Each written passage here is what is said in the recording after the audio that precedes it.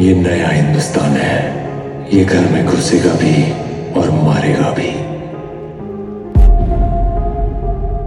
जैसे ही धुरंधर 2 की कहानी बाहर आई, इंडस्ट्री के गलियारों में हलचल मच गई। जो लोग 1000 करोड़ को बॉलीवुड की अंतिम सीमा मानते थे, उनके लिए ये कहानी एक चेतावनी बनकर आई है। ये आंकड़ा बस शुरुआत हो सकता है। पहले पार्ट ने जो बीज बोया था, दूसरा पार्ट उसे एक ऐसे स्तर पर ले जाने वाला है जहां किरदार, राजनीति, सत्ता और दिमागी खेल टकराएंगे। ये सिर्फ एक्शन या स्टार पावर की बात नहीं है। ये उस नैरेटिव की बात है जो दर्शकों को सीट से बांध देता है और बार बार थिएटर खींच लाता है। सवाल ये नहीं है कि फिल्म हिट होगी या नहीं। सवाल ये है, क्या धुरंधर 2 भारतीय सिनेमा की कमाई की परिभाषा बदल देगी? क्या 1000 करोड़ एक मामूली पड़ाव साबित होगा? क्योंकि इस बार कहानी सिर्फ आगे नहीं बढ़ी है, इस बार कहानी ने सिस्टम को चुनौती दी है। इसी तरह की और रहस्यमयी जानकारी प्राप्त करने के लिए हमारे चैनल ट्रू हिस्ट्री को आज ही सब्सक्राइब करें और बेल आइकॉन को प्रेस करें। आगे बढ़ने से पहले आप कमेंट्स में जरूर बताएं कि आप किस राज्य से हमारी इस वीडियो को देख रहे हैं। दोस्तों, फिल्म धुरंधर ने बॉक्स ऑफिस पर जो प्रदर्शन किया, वह अपने आप में एक ऐतिहासिक उपलब्धि माना जा रहा है। भारत में ही इस फिल्म ने लगभग 730 करोड़ की कमाई कर ली, जो यह साबित करता है कि दर्शकों ने इसे पूरे दिल से स्वीकार किया।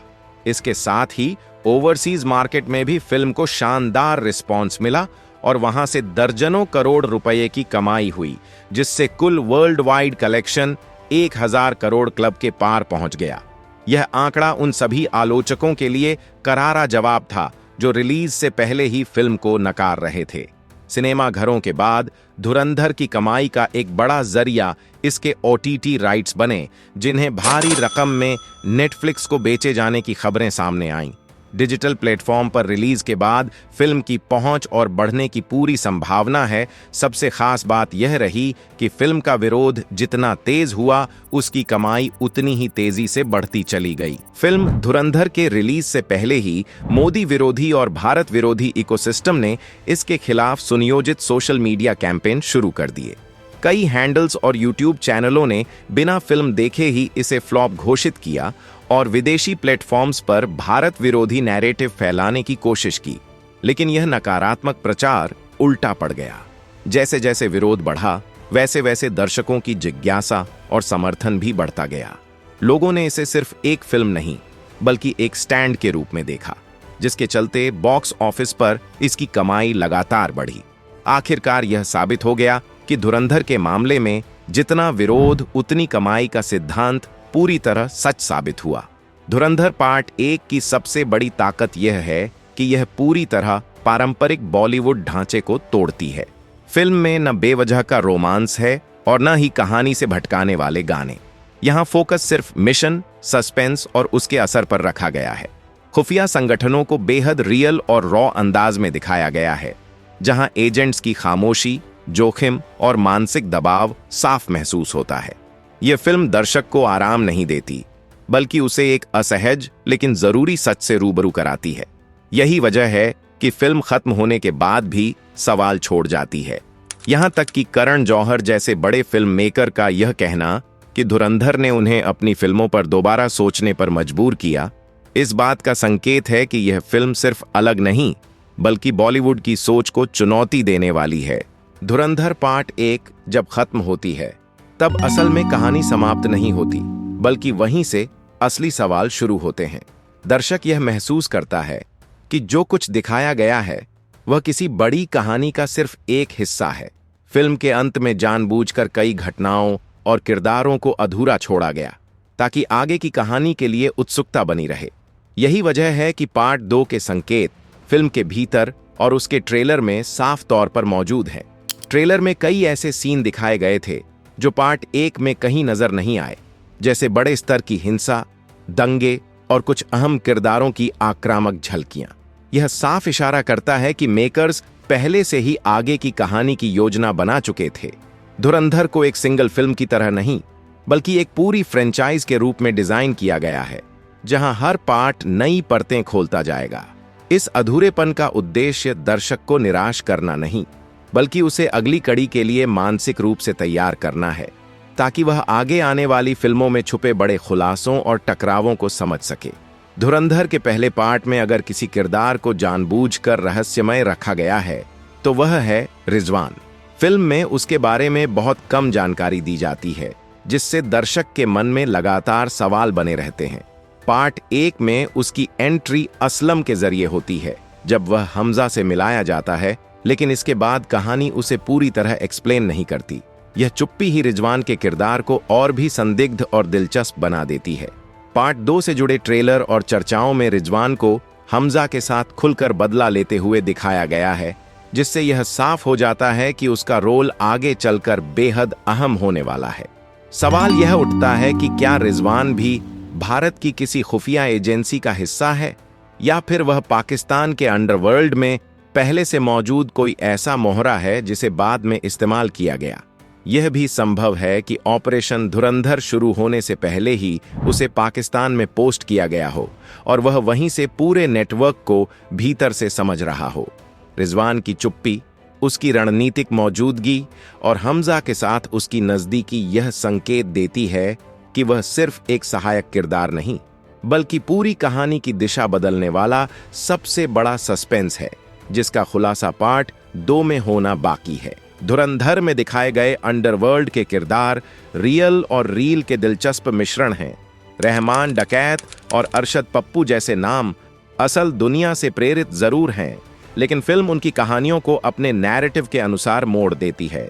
रियल लाइफ में रहमान डकैत की मौत के बाद उजैर बलोच ने गैंग की कमान संभाली थी, लेकिन फिल्म में उजैर बलोच को जानबूझकर एक साइड रोल में दिखाया गया है।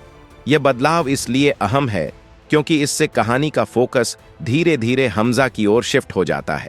गैंग की पावर स्ट्रक्चर बदलती हुई दिखाई जाती है, जहां पुराने चेहरे कमजोर पड़ते हैं और नया खिलाड़ी उभरता है। सोशल मीडिया पर यह थ्योरी भी चर्चा में रही कि उजैर बलोच को साइडलाइन कर हमजा को अंडरवर्ल्ड का नया चेहरा बनाया जा रहा है।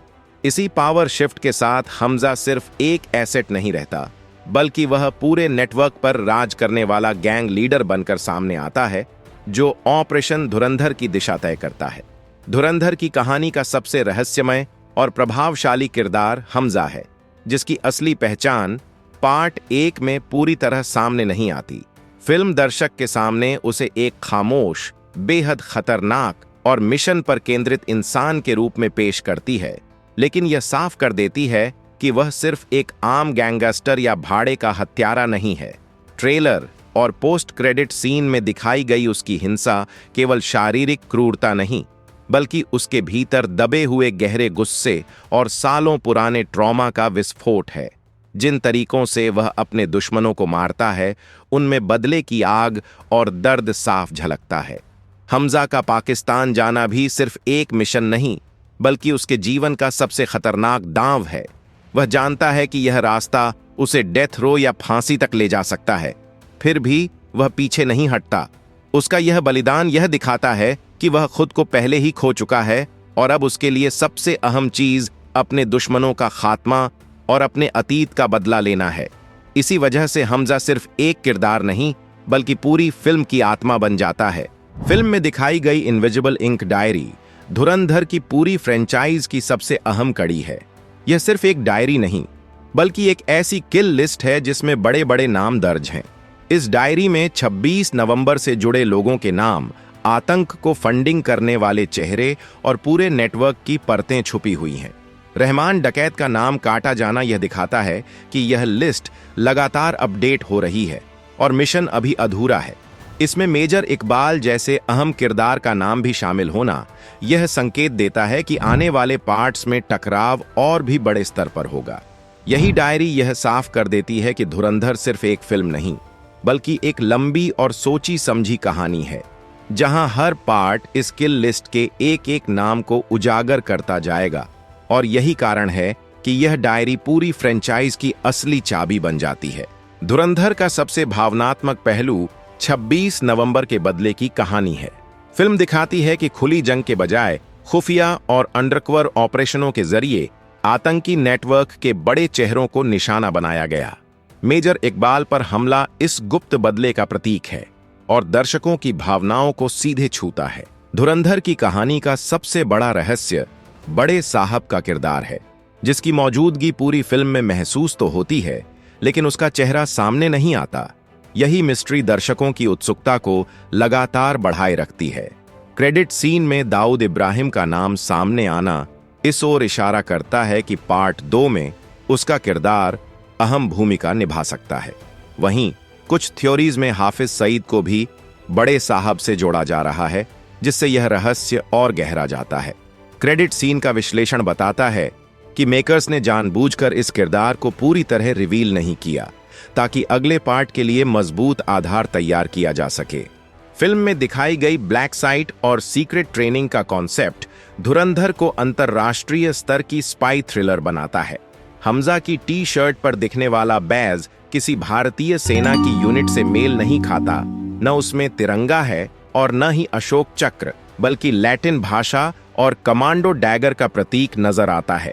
यह संकेत देता है कि यह किसी गुप्त ब्लैक साइट एकेडमी का हिस्सा हो सकता है, जहां एजेंट्स की पहचान मिटाकर उन्हें नए सिरे से तैयार किया जाता है। फिल्म के संकेत साफ बताते हैं कि धुरंधर की कहानी पार्ट 2 पर खत्म नहीं होगी। इनविजिबल इंक डायरी की किल लिस्ट अब भी लंबी है और बड़े साहब जैसे किरदार का असली खेल आना बाकी है, जिससे यह एक बड़े सिनेमैटिक यूनिवर्स की शुरुआत लगती है और पार्ट 3 की संभावना भी मजबूत होती है। अगर आपको यह वीडियो पसंद आया हो तो पहले हमें कमेंट में बताइए, धुरंधर पार्ट 1 में आपको सबसे असरदार सीन कौन सा लगा? आपके हिसाब से बड़े साहब कौन हो सकते हैं, दाऊद इब्राहिम या कोई और? अपनी राय साझा करें और दोस्तों के साथ यह वीडियो जरूर शेयर करें, ताकि हर कोई इस फिल्म के सस्पेंस और कहानियों के पीछे के सच को जान सके। अगर आपको यह कंटेंट पसंद आया हो तो लाइक करें, शेयर करें और चैनल को सब्सक्राइब करना बिल्कुल न भूलें, ताकि आप भविष्य में ऐसे और गहराई वाले विश्लेषण देख सकें। जय हिंद।